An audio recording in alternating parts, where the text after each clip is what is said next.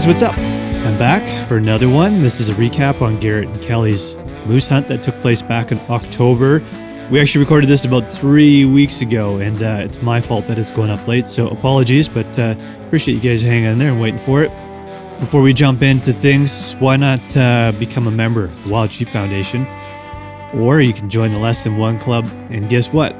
Sheep Show's back, so hopefully some of you guys are going down there. Got to do some traveling again. Get out of Canada might be kind of nice. But all that information is available at wildsheepfoundation.org. And you're probably too late for the holidays. Actually, I almost guarantee you are, but head over to northarmknives.com and treat yourself to something nice for the holidays. Again, that's northarmknives.com. Well, let's get into this episode. Sit back, relax, crack an ice cold beer, and enjoy episode 139 of Rookie Hunter.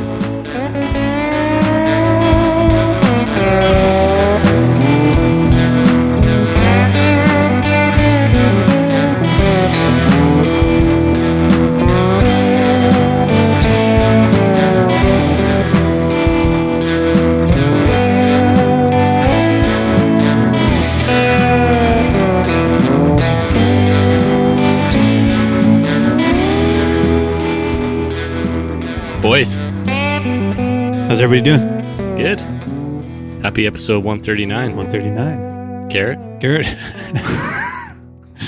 Yeah, everything's good. Sorry, man. I just fucked up something there, but I'm back. Of course, it's always me, technical. It's the Marcon way. Yeah. So you get all the pets fed? They are all officially fed. Nice. And what do you got as a refreshment? I'm drinking some vodka. What are you guys drinking? That's what you had last time. Yeah, I don't know what it is. I love that vodka. It's fucking delicious. I've got a Winsome Farmhouse Ale from Steel and Oak Brewing Co. Oh, nice. That's quality. Have you tried this shit before? I've tried Steel and Oak. I don't know if I've tried that one, It's but they do have some good beer. New West Minister. Yeah, this is the first time I've had That's this good. stuff, I think. It's Good good. stuff. I like it. Yeah, it's like a kind of a hazy beer. Nice. Drinking out of a wine glass just to keep it glassy, you know? Yeah. No, I've got some red wine tonight. Felt necessary. Friday. Bit of a week we've had. Yeah, Hey? Like just BC in general. absolutely. Unprecedented. We're doing pretty good in Kelowna. We got hit with a pretty big storm. Garrett, I don't know if you got hit in the Kootenays on Yeah, Monday. we got hit with the windstorm, and then we just got a dump. Did you guys get a lot of snow there just recently? Yeah, last Today, night. yeah. Yeah, same. Yeah, but obviously there's a lot of, there's Abbotsford and Chilliwack, which is a whole other level, and they got Merritt and Princeton and a bunch of other towns that are, we're almost completely underwater, so pretty crazy. Yeah. We're fortunate where we are. Anyways, there's a lot of people that are dealing with some tough times right now. Yeah, So absolutely. thinking about them. Yeah, definitely. Yeah. But, Have you guys been, Garrett, what's the grocery store situation in the Kootenays? Oh, they're feeling the effects. There's nothing in Yeah. there? Especially produce, and Yeah. even going to where we get our feed, like they're Mm. same thing. They're giving us a heads up. Anything that's coming out of the coast. Right. I mean, it's all over the news, right? You guys are seeing it. Yeah. Yeah, it's devastating. Yeah, it's crazy. Good thing you grow your own garlic, Garrett. Yeah, yeah. I was thinking of you today, man, because I'm like, fuck, I've got 5 eggs left, and I love eggs. Like I'd eat them every day. I'm like, I wish I had some fucking chickens right now, man. Yeah. Yeah, we got more eggs than we know what to do with them. Nice. Well, you're, one of very few, I think, that have that problem because there's no eggs to be found anywhere here. Oh, really? Holy. Like people are just fucking hoarding eggs, I guess. I don't know. Well, fuck, we'll have to mail some to you, man. Yeah, I'll drive there and get them. I'm going to die They'll if I be don't have smashed eggs. by the time you get them, but yeah. We'll take turns. Yeah. Yeah.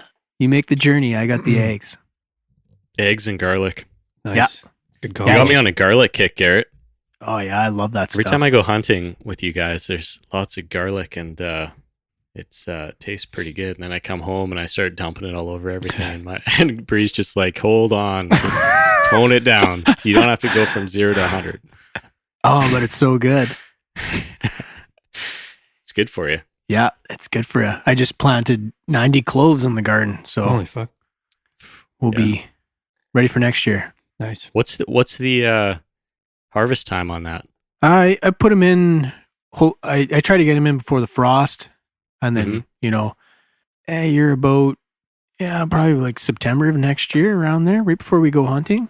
That's when I start. It takes that long?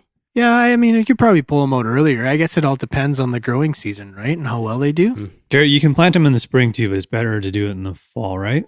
Yes, yeah, that's what I've heard. I've never tried in the spring. I've always done it in the fall. I think that's the way to do it. Yeah. Hey, going back to the storm that we had, Kelly, did you guys enjoy the power outage or what? So it was a Monday, and we lost power. I think it was about 2 or 3 in the afternoon. Yeah, I think it was right around And, just after 3 o'clock when that Yeah. rolled through. And I was actually at work, but Bree was working from home, so she was out of power. And then when the storm hit, I was in the office, and it was kind of like shaking the whole building. I think in some areas the wind got up to 120 kilometers an hour, I heard. Yeah. And it felt like it. I mean, we were probably about 80 at least, I would think. Yeah. And so yeah, it was just kind of, people were almost trapped in the building, right? I mean, we were kind of just hoping it would pass before the end of the day. And then I just got back, and there, we set up a bunch of candles. James, we just, read some books and did some fun stuff, almost like we were camping, really. And it was fun. It was relaxing. It kind of made me think, like, why don't we do this every Monday? Just have like a power outage Monday. Yeah, totally. Yeah, I loved it, man, because the internet wasn't really working that good, and like it was hard to send text messages. So it was pretty primitive in this day and age anyways. And it's funny because I'm like, fuck, what am I going to do? Like, because all my stuff's electric. Like, I can't cook. I'm like, I know what I'm going to do. I've got all my backpacking stuff here. So I pulled out the gas stoves. I've got 2 of them.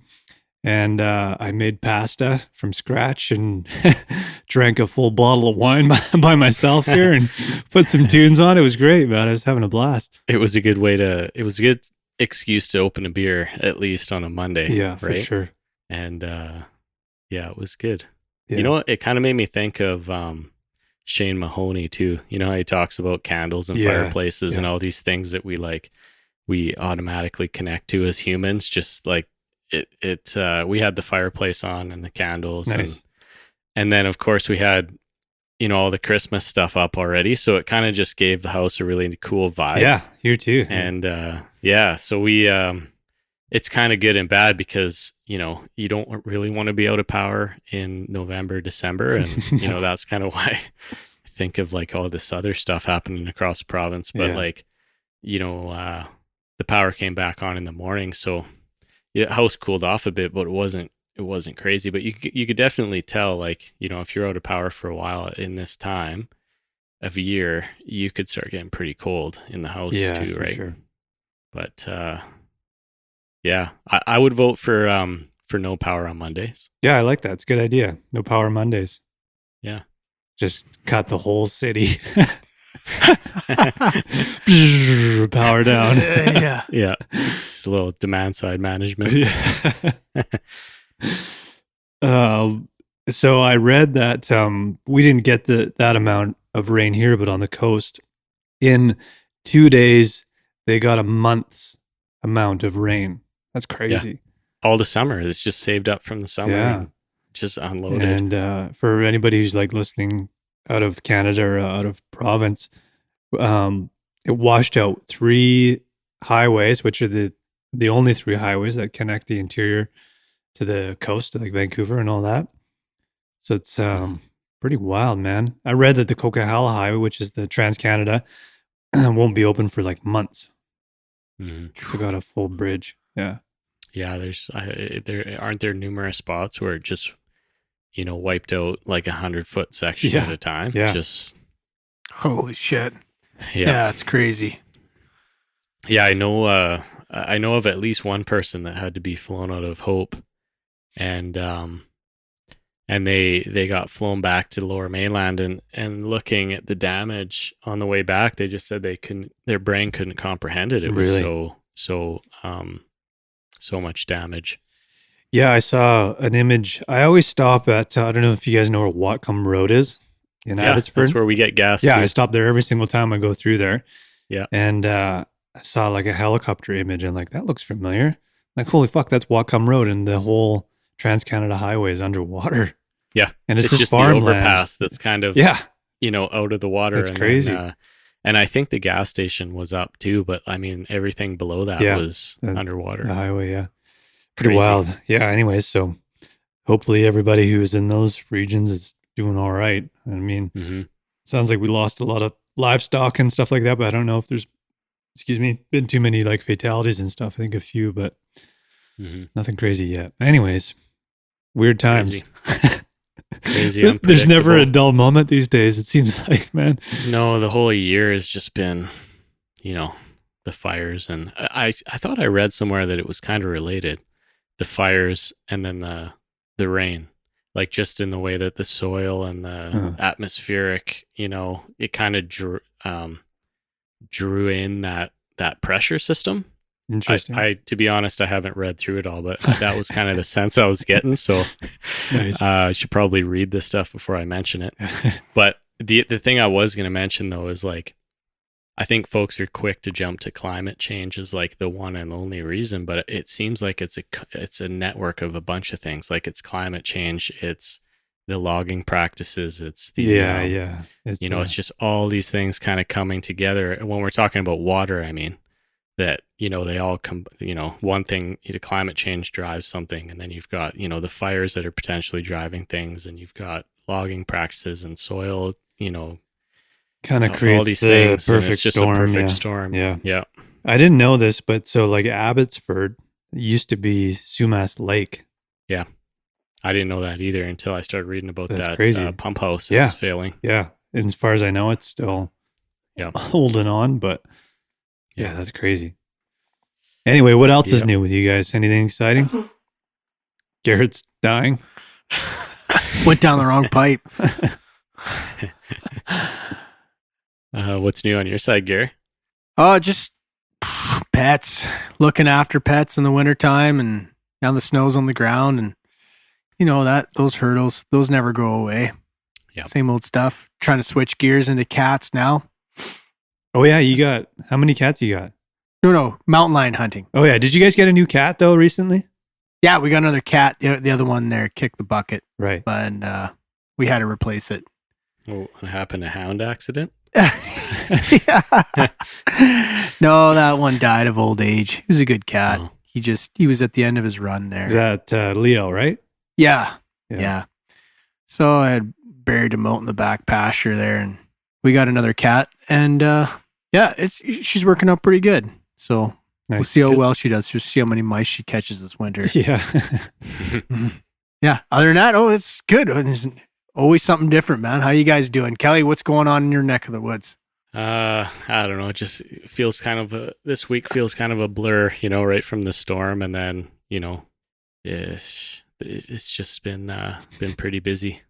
My work is kind of related to that too. So it's just been, bit of emergency control and a lot of that kind of stuff. So, just busy, head down most of the time. And then, once James is down, kind of watch a little TV or listen to some vinyl and then get up and do it all over again. Nice. Since we talked last though, other than the moose hunt, which we'll talk about, I had planned to get out before mule deer close. And, Mike knows this too, cause I asked him each time, like, I'm going out this day. Yeah. Got everything packed, and then something would happen. And it's like, I had to cancel. Then I'd get all the plans, I'd pack everything, get it ready, and then boom, I had to cancel again. So it's kind of the story of this year, man. And I don't see next year going the same way, but this year is, I'm still hoping to get out for some whitetail and stuff, but it's been, other than the moose hunt, it's almost been a sacrificial year on the hunting end for me. Oh, yeah. In terms of just availability to get out there. Yeah, sometimes that's just the way it goes. Yeah, totally. Yeah. But fortunate to go out for the moose hunt anyway, right? I mean, that was kind of the focus, and it was good to get out for a long period of time because those hunts are, it's a different feel, Totally. as opposed to just getting out for day hunts. How about you, Mike? What's going on over there? Nothing too crazy. Just hanging out with the pooch and trying to train him. Oh yeah, how is the new addition? He's good, man. Yeah, he's I mean the breed is smart. They're quick to learn. You got to stay on top of them though. I mean, I'm sure it's similar to your dogs, Garrett. Like they're you start to realize like this kind of dog, they're working dogs, right? So you have to keep them busy. You have to keep them their minds sort of like entertained, and you got to stay on top of training. And because the moment you stop, man, they just take advantage of you. Oh fuck, totally, man. Yeah. My dog's dug a hole in the yard. Fuck, you could bury a car in it. Yeah. So like what you said, like they're just like, hey man, you're not giving me attention. Well, yeah, take this. Yeah, exactly. Watch this. Yeah, and I took one day off where like I either run him or hike him every day. And I think it was the day after the storm. I didn't get out with him, and oh man, I was gonna kill him. He was just driving me insane. But otherwise, he's good. Like he's really chill in the house and stuff now, and yeah, he's learning things quickly, and he's great off the leash, and he's been a great dog. I mean, considering he had no training before I got him, and I've had him for like 5 weeks or something now. So Mm-hmm. Yeah, but like you said, smart breed, right? They pick up, and you're giving him the attention he needs. Yeah, exactly. Yeah, that's awesome, man. Right on. Yeah, so now's a good time to have a dog and to put in the time and that. So I think he's going to be really good, man. I'm impressed. Just Good. Knowing the breed and how much of a pain in the ass they can be. So far, so good. The one day you had him up here, I think you were dropping off the Yetis, but you had him out without the leash in the front yard, like running around, and he was coming back. Yeah, he's good. He's got to come and meet Norris at some point here. Yeah, totally. We should do that soon, actually. How is Norris doing? Norris is good. It was his birthday like 3 or 4 days ago. So he's 5 years old now, which I was just saying to Mike, I think that's a pretty good age, man. Like you're kind of out of the puppy stage and they still got a lot of energy and they're just kind of that middle age, I guess. You can tell. Yeah, not quite over the hump, or is he? How long will Norris live? What is the expected? I don't know. I think 10, 12-ish. I mean, you got to get 12 out of him for sure. 12, yeah. He's not a big dog, right? So I think they last a little longer, like 12, 14 years, I would think, if he was healthy. Yeah. Better warranty on the smaller dogs. Yeah.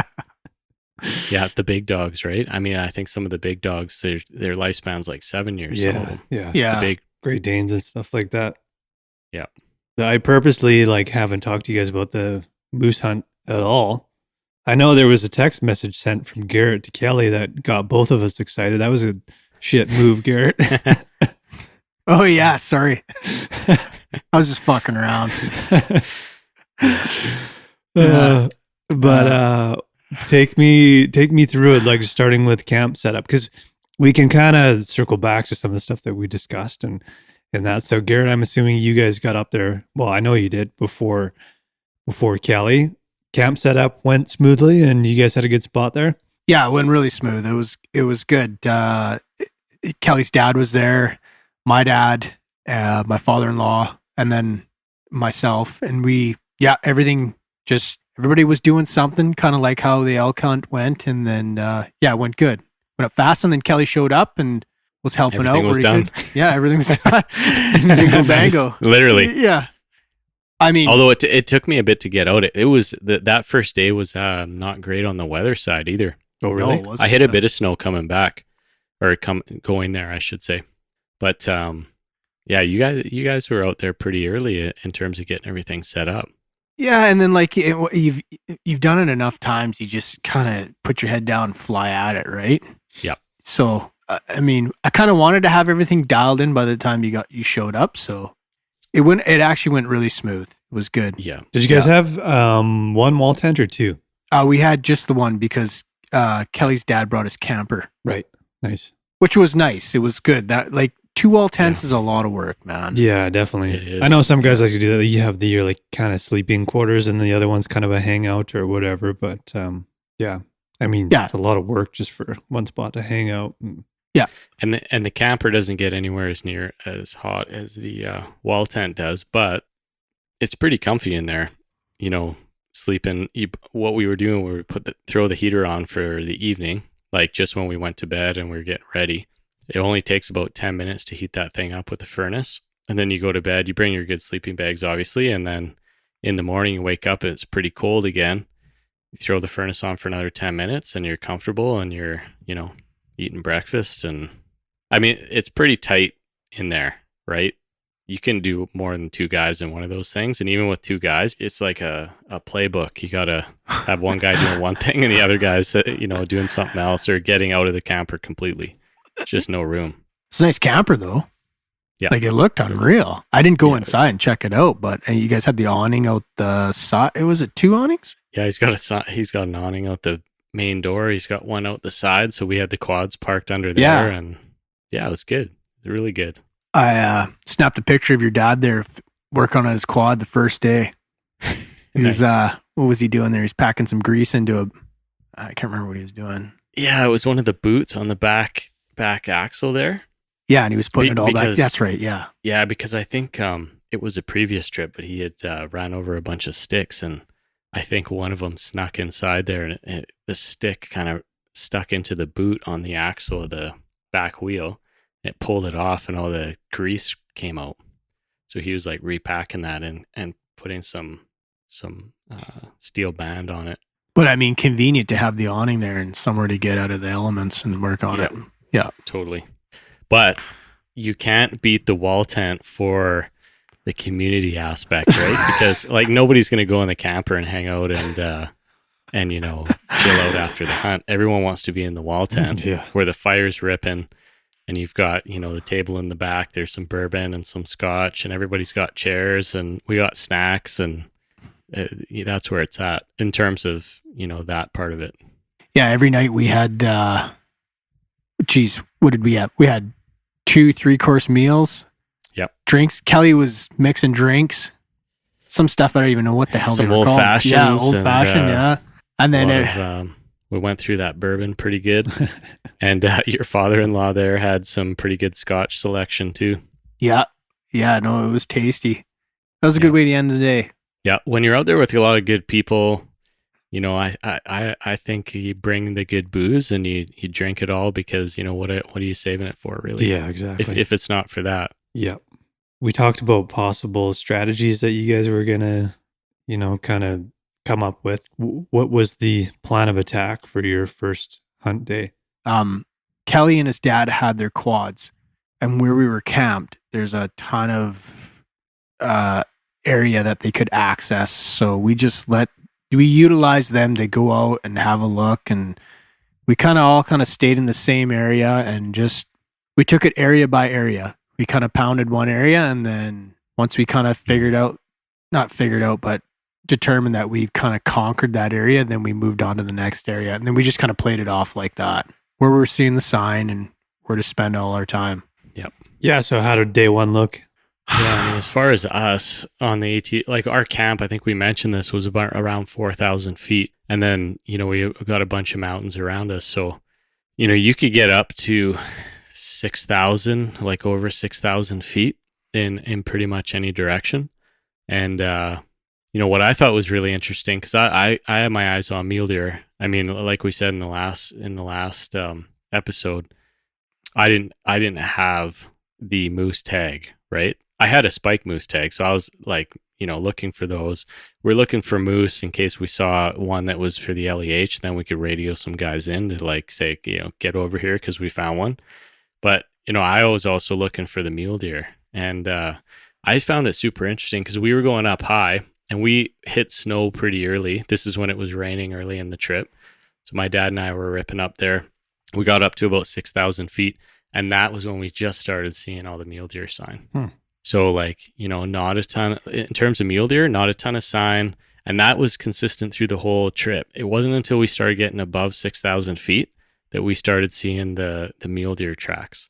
And, that's when the trees start getting sparse and you're starting to get into alpine, subalpine. And, Yeah, man, I just thought that was really interesting because where we are in Kelowna, there's mule deer everywhere. There's, they're in the backyards, they're at lake level, they're at the top, they're just everywhere.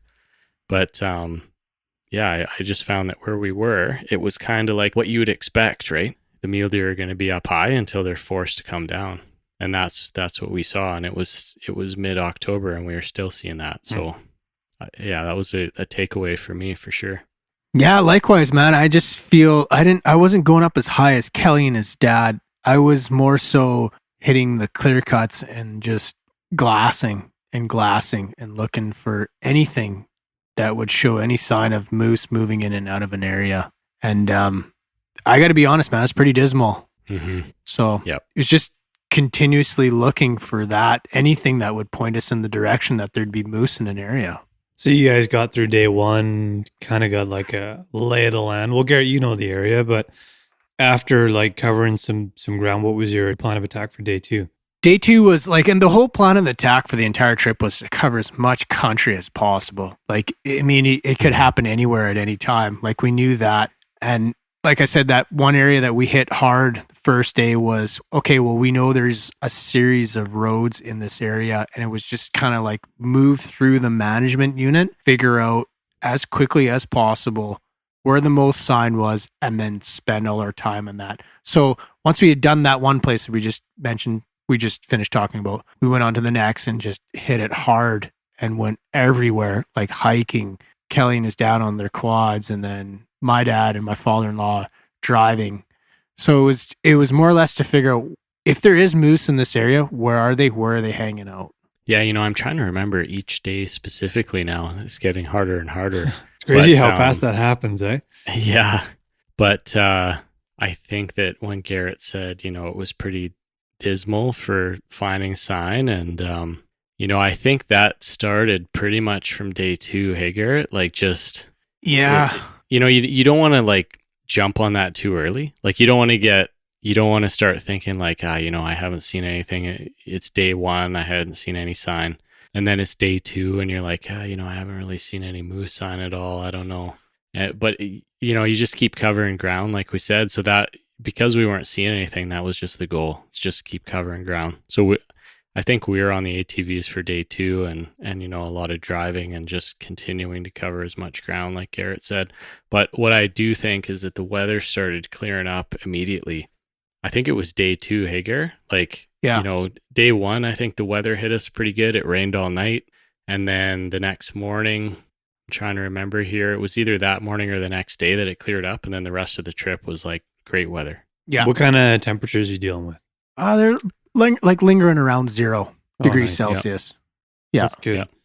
Good in the mornings. Yeah.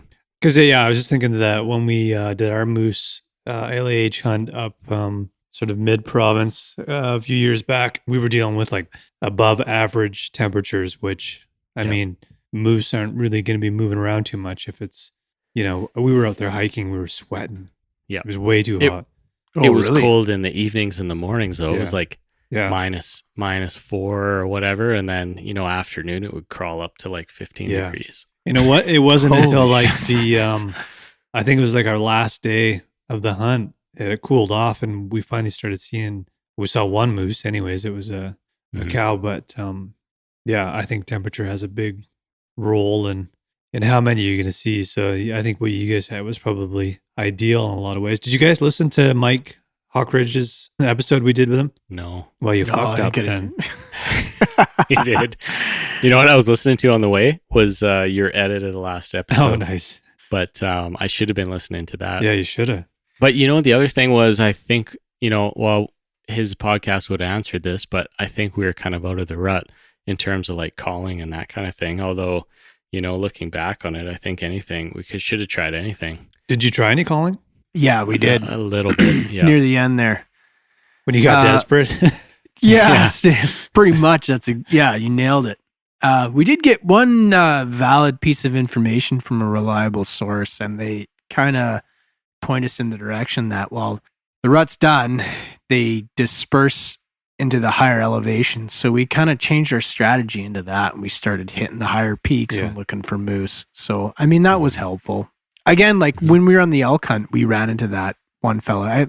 I don't know if you guys remember this, but he's like, yeah, all the game will be down in this kind of area. And that's kind of what we rolled with. Mm-hmm. I don't remember. No, I don't. Don't remember that? No. I remember. Don't you remember that, getting gas? I remember getting gas. Oh, yeah. Remember getting gas? I just and the remember guys- that chick was mad because you were using your debit card. No, I was talking about in the other place where you're getting gas. Remember? She's like, you can't come in the store. I don't know. They didn't want me in the store for something. They thought it was going to I do. Wasn't he a logger or something? Yeah. He was working in the area. Yeah. Yeah. And he told Oh, us I know what that, you're talking about. Yeah, yeah. I remember now. Yes. Yeah. Yeah.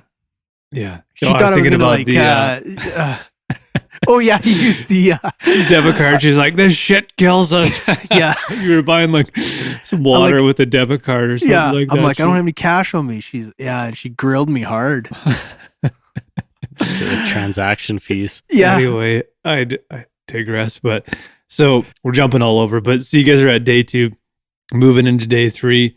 Morale is always like a tricky thing in camp because like you go into, you're like, yeah, we're just gonna have a good time and like whatever happens, like who Oh, cares? yeah. But then you're like, fuck, we're not seeing any animals. Like, Totally, man. But like, I mean, I don't know about, I don't want to speak for you here, Kelly, but like the camp setup, man, the morale, like you come back to that atmosphere. Yeah. Fuck, you got the tunes pumping, you got killer meals. I mean, we're cooking pizzas, we got tenderloin steaks, yeah, Caesar salad. Like the Yeah. sky's the limit. Kelly's got like this chicken, I don't know what it was, Kelly. It was unreal, but We had good food every night. I that's mean, for top sure. notch booze. Yeah. Like, all inclusive You know- resort. yeah. And I think, yeah, I think it's the party too, right? Because it's Totally. the party you're with. Because not like party like yeah. let's party, but Oh, I thought you were talking like party. Yeah. no, I mean, your dad and your father-in-law, and maybe my dad less so because he's new into it, so I feel like he's still got that drive to like want to see something, want to maybe Oh, not yeah. get something, but like want to see stuff, right? Yeah. And like we're kind of in that category too, where it's like if it was us, with Mike and we had like maybe 2 more of us there, I think that morale piece starts hitting us a little bit harder. But when Yeah. you've got like your dad and your father-in-law there that have been doing it for like 40 years, and they're like, I'm only here because you guys want to be here. Totally. And, we're happy if we get something, but, we're just happy to hang out. So I feel like they kind of like are always bringing you out of that spectrum. Oh, for sure. So- They're more worried about what's on the supper menu. Yeah, exactly. Yeah. And not to say they're not putting like they're definitely putting in the time and looking, and like, your dad's out there. I don't know how many good spots he saw and like all these, plans he came up with. Oh, So for sure. he loves it, but at the same time, it's just, there's not a lot of pressure there. They don't care No. about the pressure. They're there to have a good time. And like the other, I wouldn't say bonus, but it definitely added. Like your dad grew up with my old man and Yeah. my father-in-law. They- So like we get back and these guys are bringing up stories and like me and Kelly are laughing. Like it's just a Yeah. good atmosphere. Yeah, they're more excited about telling stories in the wall tent than Yeah. anything. So, yeah, so it's tough. There is definitely, I think, a morale piece, and it kind of depends, I guess, where you're at. I think, and I don't know if competitive is the right word. It's definitely not. I think it's more driven, right? Like I think myself and Garrett, and we want to get something. We want to fill the freezer, and it does start to wear on you, like after the 3rd day or so. Well, day 3, like it kind of got to the point there where we were putting so many kilometers on the ATVs and the trucks and that. I think by that point I asked Kelly if he wanted to go for a hike. And I kind of showed him an area there that maybe down the road we would take the horses in. We kind of walked through some scenarios, me and him, when we were back there about what we'd do and how we'd approach it. Yeah. It was an area there that we ventured into and checked out, and Kelly gave me his thoughts about it, and then it was, something we could plan going forward. Nice. Yeah, like future years. Yeah. So that would be more like we were talking, Gare, about like walking the horses in and walking them to spike camp, and Yep. taking the weight off our backs and Oh. going further and that kind of thing. Oh, Which would, I mean, Yeah. And Garrett or Mike, you love this area too, but like that, we were just grinning thinking about it and Cool. talking about it, right? Like it's just, so yeah, that was a cool area. Yeah, there'd be Nice. no backpacks on that. They'd be all load the horses up and walk them in. Nice. Yeah. Yeah. And going quite a ways. Oh, fuck yeah. Yeah. Go as far as we can. And with some local knowledge, like you said, is, knowing where the spike camps are from the old days and kind of feel like you're transporting back in time a little bit. Yeah, we stopped in. We stopped in where there was, and it was good to see there was no water in that one spot where they put the horses up. Mm-hmm. And they were kind of talking it over where we could put them and how far we'd go. And so, yeah, planning ahead. And then I think, was it day 4? We actually saw 2 moose. Yeah, you spotted them. Yeah. So we, and actually your son had come up and spent the night, right? And then we kind of went on a bit of a day trip with him. Yeah. But yeah, so he was in the back seat and we just took off from camp and we're pretty close to a park. You can't really shoot in this area. So we saw these things in that area. So, we couldn't really do anything. And there wasn't really any point in hanging around, even if a bull came by. So, but I saw these 2 big black, shapes out of the corner of my eye. It's pretty tough to miss a moose. But immediately said that. Garrett slams on the brakes. And then Jax is in the back. It just made his whole day. Nice. Like his positivity the entire day and how much he talked and how much he was so excited about just being out there. And, every 5 minutes he's like, I got a really good feeling about this.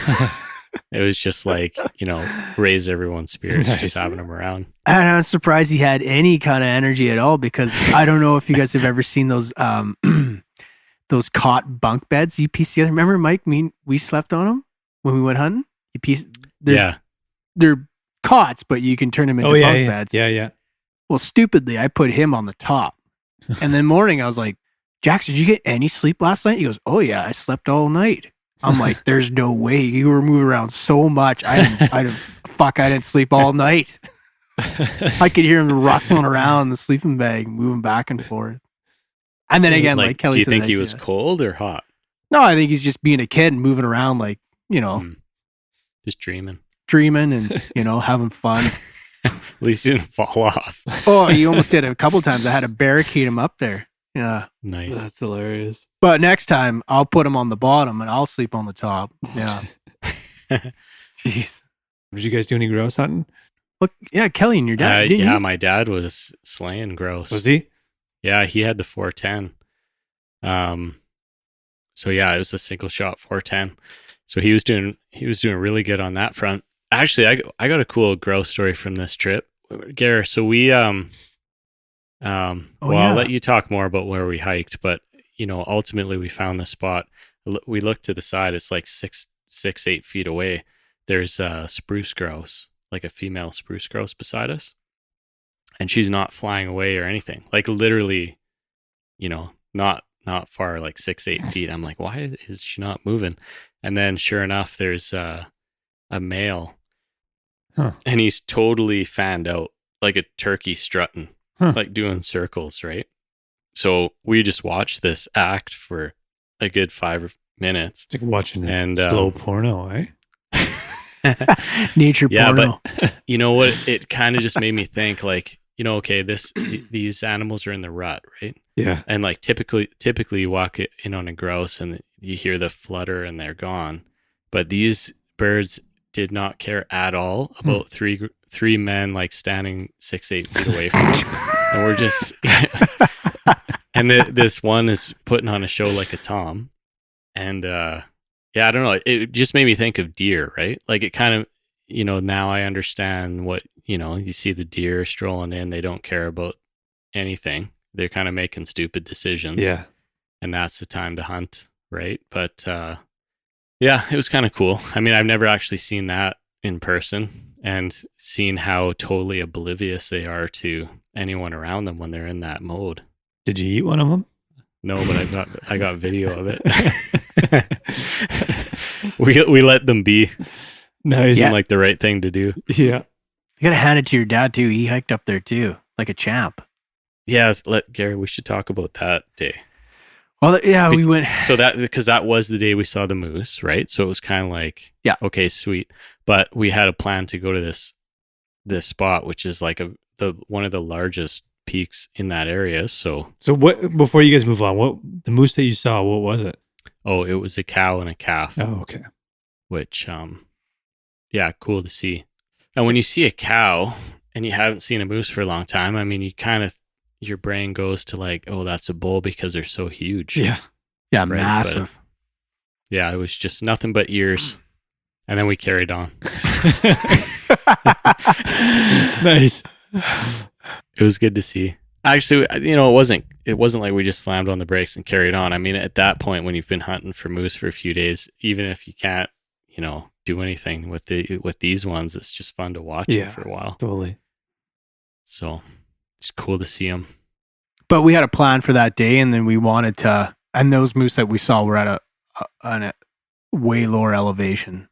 So, yeah, we were determined to get up high into that mountain, which I'm going to throw it out there. Jesse Zeman on the mule deer survey.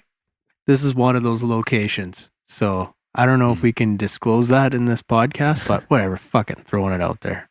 There was a lot, but this spot, we've known about it for a while, and it's good to get back there. It's some cool views, and me, Kelly, and his dad. I mean, again, his dad, he went all the way to the top too with us, me and Kelly, and that's where we seen the grouse.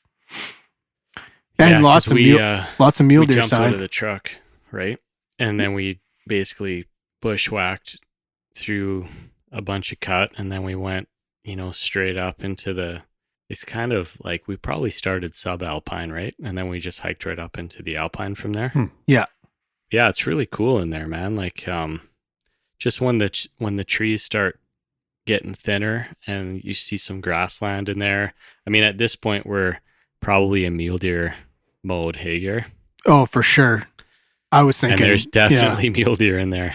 Yeah. There's tracks everywhere. There was tracks all over the place. It was like, you're like, oh, anytime now we're going to run into one of these, but we didn't. But anyways, it's still cool to get up there. Yeah. Yeah. And you think you're far away from everything, and then you see like an old rusty can on the ground. Yeah, it's always like from an old hunter that, maybe ate some beans or something in like the 50s, but the can is all rusted out and it's still sitting there. Yeah. Yeah, I remember seeing that too. Meanwhile, my dad and my father-in-law, they knew. They're like, well, we're not going up there. You guys go ahead, go up there, burn some calories. They were down below, and they're like, you know what we'll do? We'll fire up the barbecue and start cooking sausages. So we go up for a little adventure and then hike around and check out some country. And then by the time we get back, I mean, they've already got sausages cooked, and we got buns and all the condiments and snacks and all that. So it's cool. We had this great big lunch spread, and got to do this thing way up in the Alpine and with my son Jax. So it was awesome. Yeah. The one thing we haven't mentioned this entire time, we were seeing a lot of, is wolf sign. Oh, okay. Yeah. Lots. And grizz sign too. And grizz. So we're driving back, thinking, we'll go back, and then thinking about supper, and then lo and behold, Kelly spots this thing. Kelly, I'll let you take it from here. Yeah, I mean, it was it was just a flash, really, but we just saw this, kind of came around the corner, and then, just saw this flash, saw this gray thing standing on the road, like big, you could tell it wasn't a cat or anything. Definitely a big dog, and just looked at us for a split second, and then the amount of speed that it launched off that opposite side of the road and then launched into the bushes, like, I don't know. All I can envision is like this frozen image of this wolf running at like full speed after only 3 steps, and its tail is just completely horizontal in the air. And it just looked like a missile, man. Like just powerful. So it was cool. We cool in the sense to see a wolf, but not in the way of, we wanted to see some ungulates, and that's probably the reason we weren't seeing some. Yeah. But yeah, I mean, it all happened so fast, and you don't get it when they take off that quick. You don't really get a good look at them, but definitely by the size of it, you could tell it wasn't a coyote or anything like Right. that. So yeah, that was some excitement at least, for that day. Holy yeah. We jumped out of the truck right away and kind of went looking, and he must have kept running as soon as he started. But I don't think they're like mule deer. I don't know if they run and then stop and take a look or not. But I guess I could picture them doing that, but we didn't see them. Oh, it's like you said, like it zipped across that road so quickly. It's like it knew. Yeah. It didn't want to be seen. Yeah, for sure. So yeah, that was some excitement for that day. And just a cool area, like whether, you're kind of going up quite a ways, 6,000, 7,000 feet. So it's kind of a trek to get up there, but the way up is really cool. And there's a lot of, steep areas and excitement in the truck, as you know, Yeah. from some of the elk hunts we were on. And, Jax was there. He was with us the whole day, right? So, yeah, just a good time overall. Speaking of elk, you and your dad turned up a lot of elk sign there in that one spot, eh? Kelly? Yeah, so I think this would have been like the next day. I mean, how long we were out there? 6 days, 7 days? Mm-hmm. So I think this was the day after. And we jumped back on the ATVs, tried to cover more ground, still looking for sign, that kind of thing. And we ended up in an area that was just littered with elk tracks. Elk wasn't open in this region at the time. So, but, just really cool to see that the terrain at that point did change. Like we found ourselves kind of in the back of a draw, kind of on the upper side. So you could see the draw kind of disappearing down. And you could see where the elk had come up, and they were almost playing on the road. So, tracks scattered everywhere. The trees, I don't know. I mean, it just seemed more birchy, like more, different colored trees as opposed to just, the standard, I don't know. I'm not a big tree guy, but like the firs and the pines and like, just the trees that don't change, Right. Yeah. But, yeah, you could just tell it looked elky, and then sure enough, there's a bunch of elk sign there. So definitely trust your instinct. If you're looking for elk and you see those spots, there's probably a good chance that they're going to be there. It's almost like certain animals had their specific spots where they like to hang out. I mean, Totally. And meanwhile, while this is all going down, I kept looking at my inReach X. I was like, I know Mike's going to send me a message and show up here any minute. Yeah, we were waiting for Mike. No, kept that's the waiting for thing. my- I was like, I haven't heard from these guys, and I didn't know how to get in touch with you. I Oh, wasn't I hearing anything. thought you had when- my. I guess I dropped the ball on that. It was my fault. And I was gonna text Bree to see if she knew anything about what you guys are doing. I'm like, fuck, I'll text Kelly just to see. I thought we had And, our inReaches connected or something. Yeah. yeah, but I don't know Maybe how not. the fuck to reach you guys. But I'm sure it's like in my phone somewhere. But usually we're together, so I don't know. It's been a while anyway since you guys have sent Yeah, me. we'll make sure we figure inReach that out messages. next time. Speaking But, of inReach, what plan did you roll with there, Kelly, on that hunt? The inReach plan. I've just got the basic one where you basically pay for most of your messages you send out. So it's kind of like the bottom. Oh, okay. It's like 20, 22, 25 bucks a Oh, month. I okay, think. yeah. Mike, when we went up for the sheep hunt, which one did we have? The unlimited or whatever? I was using Kelly's, Yeah, Sweet I deal. and he sent me the bill for it after we got back. Did he? Yeah, Kelly, what? That I thought we were mutual. it's not agreement here that cheap, you, so yeah. Yeah. Fuck no, it's not cheap.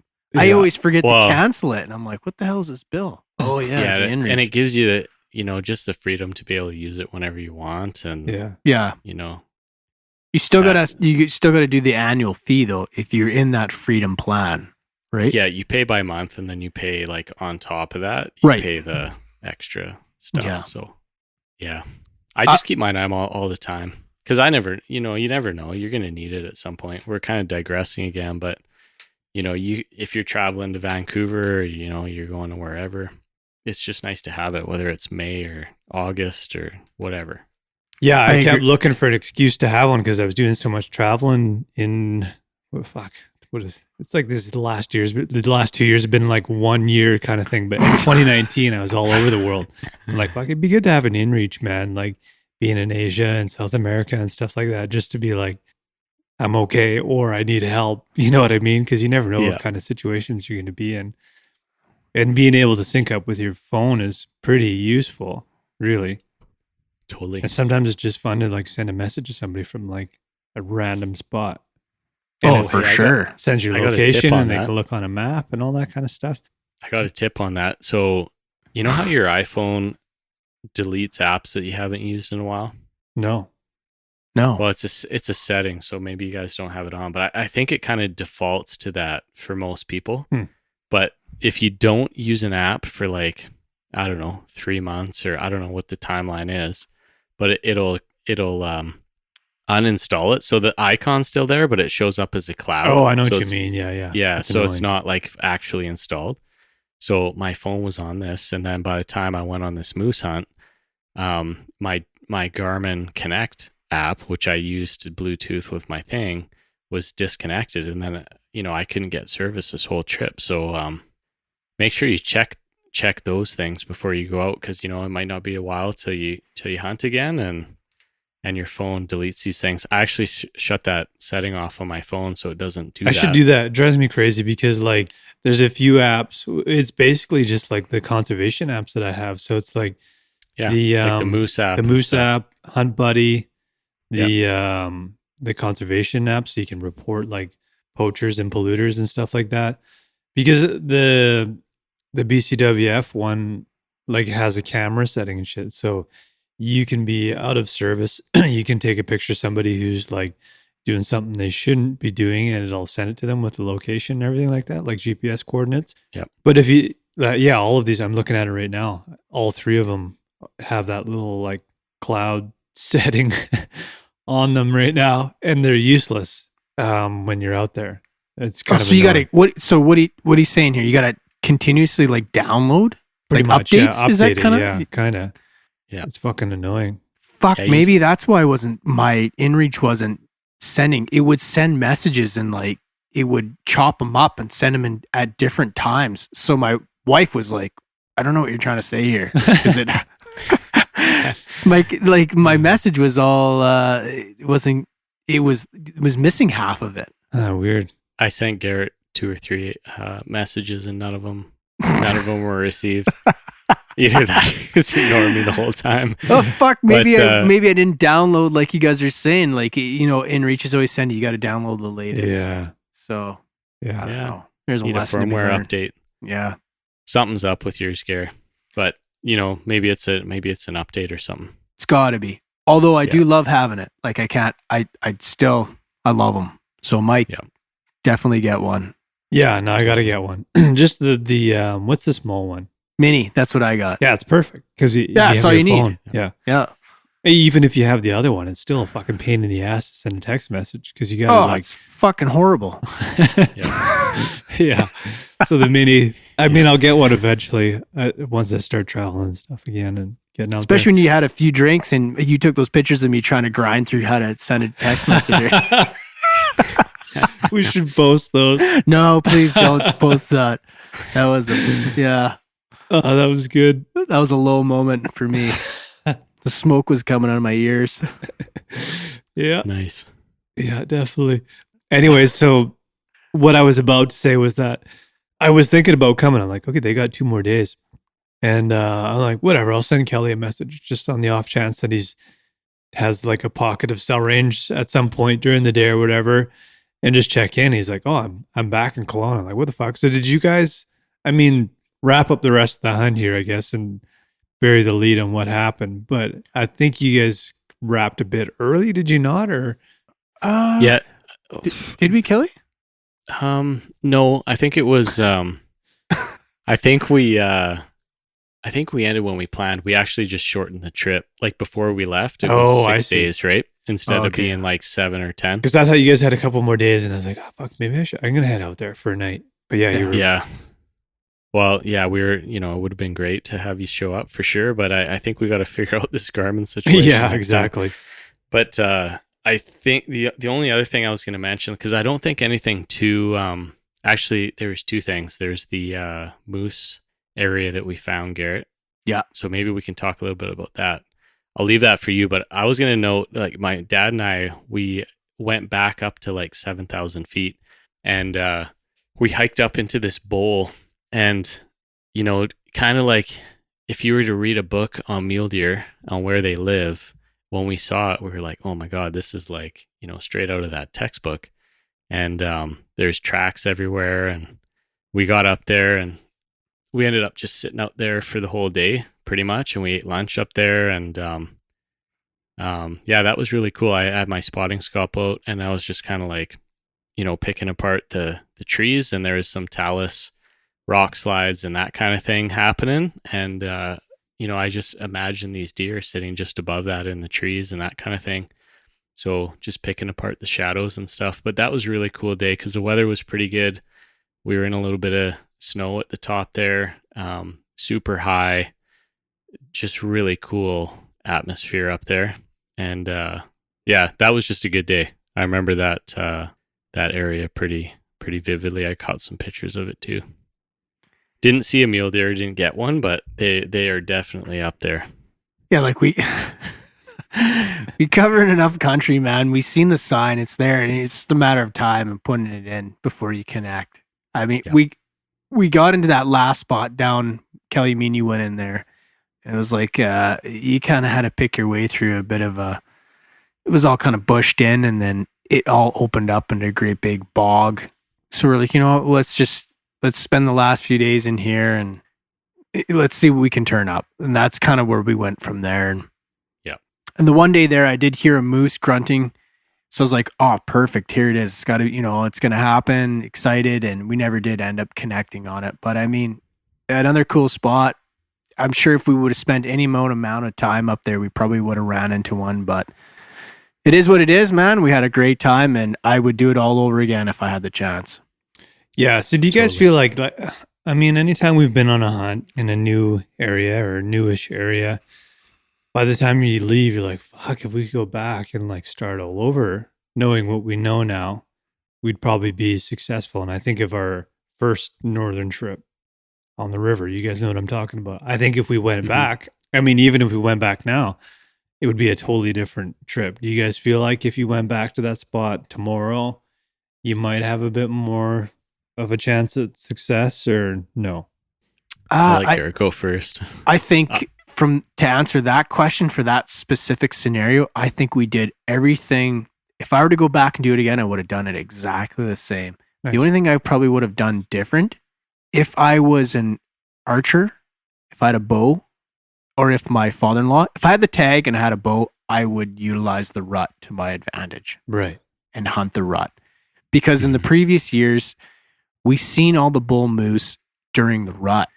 And that's now I know that's a false indication that these bulls are going to be around during the rifle season. So I mean that's a positive going forward. But in terms of to do it again, I would have done the exact same thing. Maybe spend a little more time up there. Right. Kelly, what are your thoughts? Yeah, the thing what I think about with that question is it's a tough area, man. Like I feel like there used to be a lot more animals around than there are now. Oh, for sure. And I think we covered as much as we could. And I think if we were to go back there, we would have done the same thing. So it kind of comes down to a bit of luck.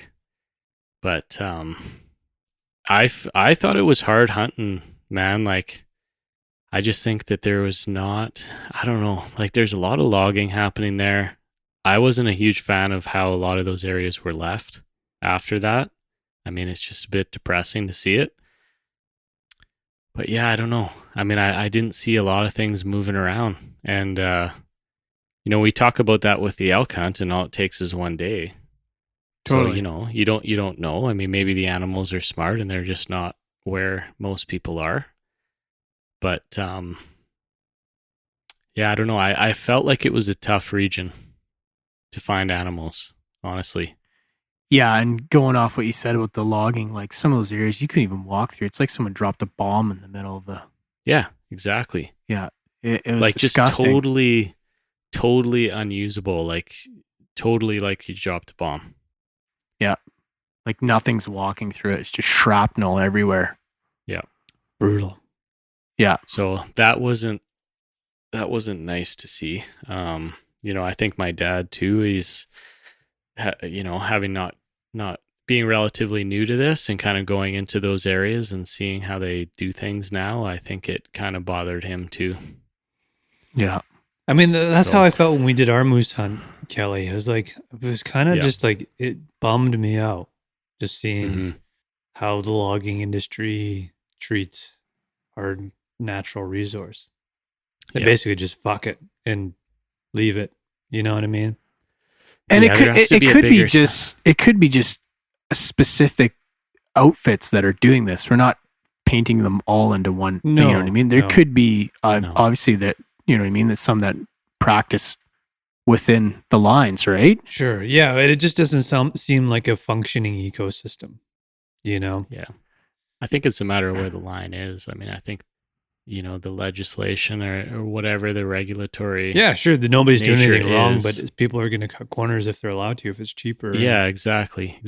So we just got to raise the bar and make sure people are spending the money to kind of hit that bar because they have to, as opposed to leaving it up to folks to kind of decide what they want to do, right? Because like you said, they're all going to just do what they need to. They're not going to go the extra mile because it's going to cost a lot of money to do that. Totally. And you don't have to go far in remediation that. Yeah, you don't have to go far in that region to see it firsthand. Yeah. But like what you're saying, Mike, in terms of how would you do the hunt different? Like when we're talking about the sheep hunt going up north, like, again, I think that the sheep hunt we all did together, and then the next sheep hunt, I would do things differently from that sheep hunt compared to the other sheep hunt. Right. I don't know how you feel about that. It's funny how much, so we think about the first one and how inexperienced all of us were. Oh, yeah. And when we go back and do the second one, how much more we knew. But when you go into a new area, there's just so much to learn about it.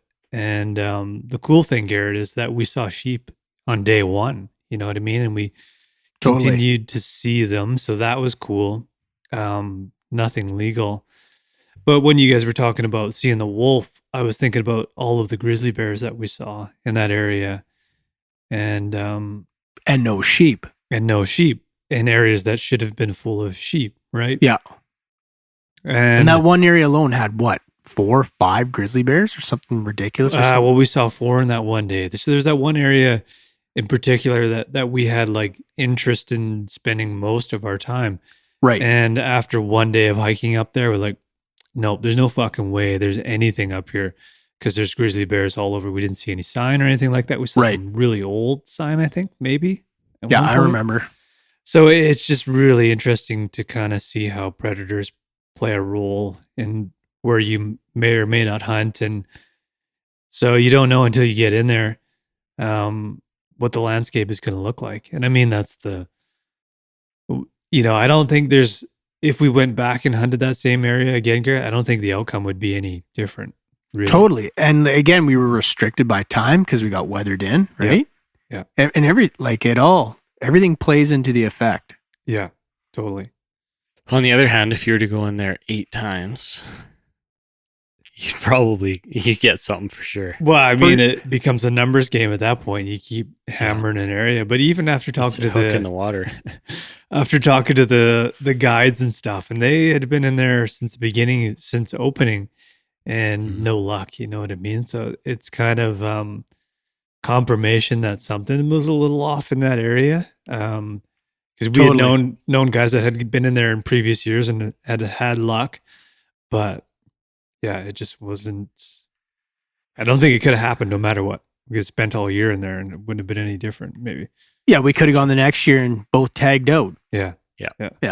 So again, to like what you just said, there was 13 LEH tags issued for that management unit.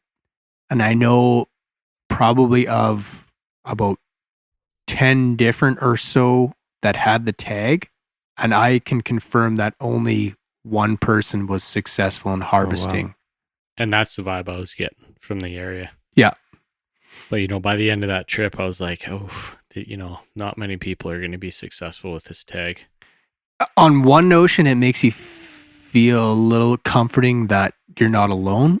But on the Not second, bad. you're going, well, why the hell are they issuing 13 tags in this region? What the Yeah. hell's going on here? Yeah. Yeah. Yeah. Like, I want to be helping the population numbers, not declining them. Yeah, totally, man. Yeah. So, I mean, you got those thoughts swirling around. I don't know about you, Kelly, but that's what I was thinking. Yeah. Yeah, it seemed to me like hunting there for a while, it seemed like there should only be like 4 tags. Totally. Yeah. And we ran into 5 or 6 other groups that were hunting. Yeah. So, I mean, it just makes it congested too, right? I mean, there's no animals and it's congested and you're kind of running into people. So, like, you know, knock down the amount of I know you also you're measuring it against raising money for conservation and that type of thing. So, yeah, it gets complicated. But yeah, in terms of animals to tags, I don't know. I agree with you. It seemed like there was too many tags. Yeah, and plus there's other ways we could be putting more money into conservation, but that's another rabbit hole we don't need to go into. But and like, you know, in the meantime, I know, Mike, you're still on the social media feed for Rookie Hunter, and that we're getting messages from people that are asking like, hey, you know, not seeing much luck and any tips and that. I mean, for these people who are asking these questions, just you're not alone on this. I mean, we're all dealing with the exact same thing. We're out there trying to make it happen. But I guess what I'm trying to say is, I mean, try not to get too discouraged in the whole scheme of things and just enjoy the process. And yeah, there's going to be good years and bad years. And I think about the year that we got the elk, just before we had left, I got a 4-point mule deer. Yeah. And then we got the elk, and then Kelly got a white-tailed doe. I mean, sometimes things just line up, you know what I mean? And there's no way to predict how that's going to happen, but some years you're not going to see shit. But you're always going to be seeing cool stuff when you're out there. Yeah. And I think that's the reason why we keep going back is, you know, it was interesting, man. I was out today with Earl hiking, and I was looking at coyote tracks, and there's this coyote that I've run into all summer. So even before I had Earl, when I was trail running up here, I would run into this coyote almost every day. So it was almost like we became friends. Like the thing wasn't that afraid of me, which probably isn't good, but it wasn't like aggressive or anything like that. We'd just like always run into each other in a similar spot on this trail all the time. But now that it's snowed, I can kind of see where this coyote has been hanging out and the trails that it's using, because I know it's the same one that I saw tracks for today. So snow is kind of like a really cool way to like understand wildlife. And it just reminded me today how much I've learned about wildlife through hunting. So I think like even a bad day of being out there, you don't have to be hunting. It doesn't matter what you're doing, but you're always going to be learning about wildlife. So there's always a takeaway. And I got some cool videos of her the other day, actually, because it was the first time I ran into, I'm pretty sure it's a female. First time I ran into her with Earl, and she was like just trotting along probably like 40 feet in front of us on the trail. So we'd stop, and then she would stop and then keep walking, and she would start walking again. And at one point, we were like maybe 60 feet apart, and Earl was really interested in her. So I got him to sit down, and then she sat down, and we were just like staring at each other. So there's all these like cool interactions with wildlife that, I mean, if you're not out there, you're not going to see this shit. And you just learn so much about wildlife, man. So like, it's always going to be a win-win. Even if you don't come home with any meat in the freezer, like you probably learned more than you actually realize about wildlife. And that's pretty cool. Yeah. I totally agree, man. Yeah. That's awesome. Yeah. When you mentioned that year when we got, you know, you got the 4-point, we got the elk, we got the, I remember all the listeners were saying, you guys got to change the name of the podcast. Yeah. It's not Rookie Hunter anymore. It's like Pro Hunter, or, you know, Immediate Hunter, Intermediate Hunter, Lucky Hunter. But I kind of feel like, you know, if we were to follow that logic, then we'd be right back to Rookie Hunter this year. Yeah, exactly. Or the last 3. So I think, you know, to touch on Garrett's point and the people that ask us questions, I mean, you know, you get better for sure the more you practice, but it doesn't mean you're not going to have a stretch of hard years, right? Yeah. So it's just a matter of keep putting the time in. Oh, fuck yeah. I am still motivated, like, to get out and get after it, just like the first day, man. So And nothing has changed for me, man. I still love doing it. I'm going to keep doing it.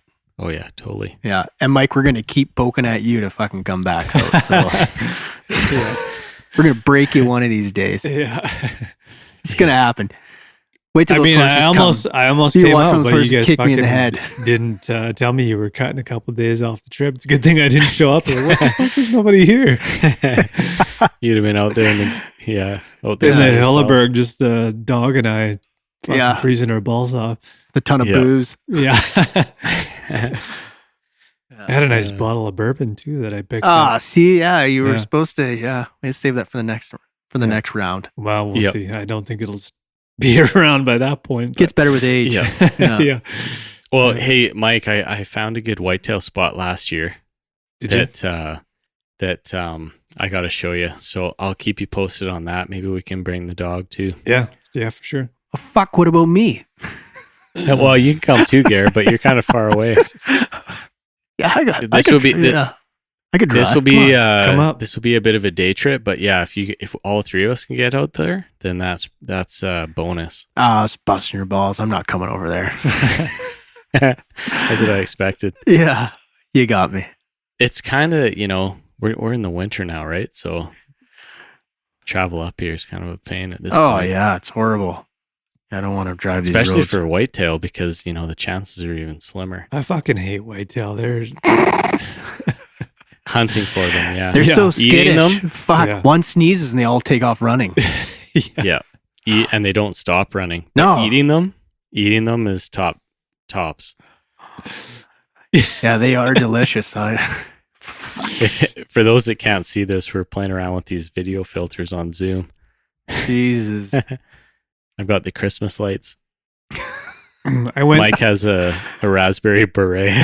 and a space team behind me. It makes no sense, but it looks good. Garrett's rocking the authenticity. Yeah. Yeah, I don't got that. I got a dinosaur old computer here. Actually, Nice. before we start the podcast, I usually start this thing up about an hour before. Yeah. You got to warm up that RAM. What a piece of shit. Oh, All well. right, guys. Well, Anything else you guys want to add before we wrap up? I don't think so. I mean, at the end of the day, like you said, Garrett, I'd do it all over again.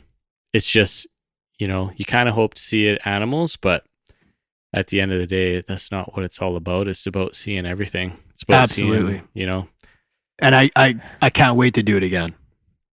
yeah, totally. Yeah. I learned what a tamarack was, and I learned that for some reason loggers don't cut those down. And Yeah. I learned that they're really good for firewood. I mean, every time you go out, you learn some things. So that's what it's all about for me. A tamarack. Is that what sent you 40 feet in the air, Garrett? That is what sent me 40 feet. That's the sound he made when he hit the ground. I feel like this shit always happens to me when we're out. Eh? Yeah. Yeah. It Pretty reminds me much. of being in Hawaii and you got your hand stuck in a wood chipper, but That's right. I still got the scar. Yeah. nice. I tried to lie to that kid, told him I got bit by a shark, and he totally called me out on it. He saw right through my bullshit. That kid that looked like Joe Dirt. Yeah. I got a photo of you and that kid. Yeah. Yeah. Nice. Cool. All right, boys. Well, if that's all you got, then I think that's it. Right That's on. it. Yep. Long story short, no moose. But good moves. times. That's it. Yeah. Good times and good work. Solid. Well, it was good catching up, boys. Yeah, man. Nice to see you guys. It's fun to hop on here for a couple. So, Likewise. Yeah, totally. We'll see you soon. all right, fellas. Cheers. Cheers. Cheers. If you lasted this long, that's what you get.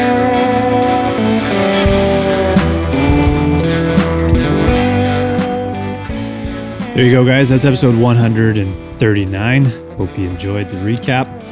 And yeah, we're rolling up on the holidays, so not sure if you guys will hear from us again before the end of the year. But have a happy and safe holiday. Thanks for supporting the show for all these years. And yeah, take care out there. We'll see you in 2022. Cheers, guys.